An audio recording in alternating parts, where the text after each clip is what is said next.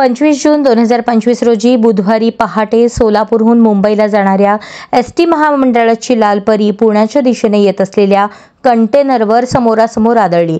या टकरीच्या प्रचंड आवाजाने साखर झोपेत असलेले एसटी मधील सर्व प्रवासी खडबडून जागे झाले। ही धडक प्रचंड वेगाने झाली, त्यामुळे एसटी 20 ते 25 फूट पाठीमागे जाऊन फेकली गेली। बसचा समोरील भाग चक्काचूर झाला, परंतु सुदैवाने कुणालाही मोठी इजा झाली नाही। सदरची बस लगतच्या दरीत कोसळण्यापासून देखील वाचली। बसमध्ये सुमारे 50हून अधिक प्रवासी प्रवास करत होते।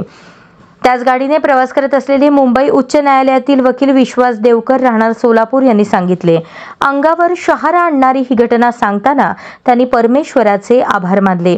हा अपघात एसटी महामंडळाच्या चालकाच्या निष्काळजीपणामुळे झाल्याचे प्रवाशांनी सांगितले। एसटीचा चालक हा मद्यप्राशन करून गाडी चालवत असल्याचे समजले, त्यामुळे प्रवाशांनी चालक आणि वाहकावर रोष व्यक्त केला। प्रचंड बाचाबाची झाली, त्यावेळी ॲडव्होकेट विश्वास देवकर यांनी मध्यस्थी करून प्रकरण कौशल्याने हाताळले।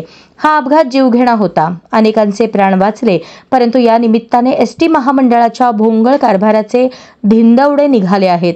नुकताच झालेला हवाई विमानाचा अपघात, यातून सरकार काही धडा घेईल असे वाटत होते, परंतु निर्ढावलेले सरकार सुस्त निद्रिस्त अवस्थेत असल्याचे दिसून येते।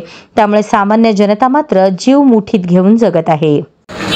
काल 24/6/2025 रोजी मी सोलापूरहून मुंबईसाठी माझ्या कोर्टाच्या कामासाठी निघालो होतो।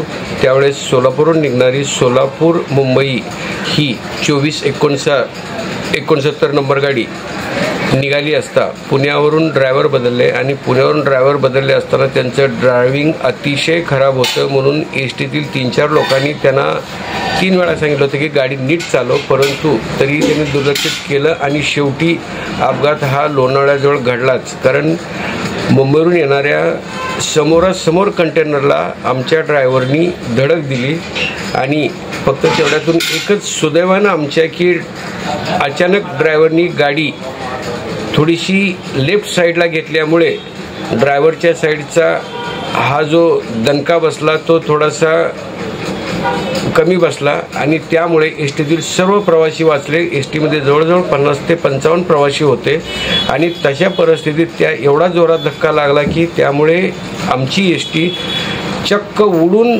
रस्त्याच्या खाली गेली आणि रस्त्याच्या खाली कडेला जिथे ट्रान्सफॉर्मर म्हणजे इलेक्ट्रिसिटीचा DP असतो तिथे 7 फुटावर जाऊन गाडी आदळली आणि जर त्या खांबाला आदळली असती तर आमचं सर्व राखच झाली असती खरं तर, पण आम्हाला नशीब चांगलं होतं म्हणून आम्ही सर्वजण बचावलो। फक्त एस टीतील 3 ते 4 लोकांना एक साधारण मुक्कामार लागला, त्यात मलाही पाठीला आणि पायाला मुक्कामार लागला, परंतु आता मी सुखरूप आहे।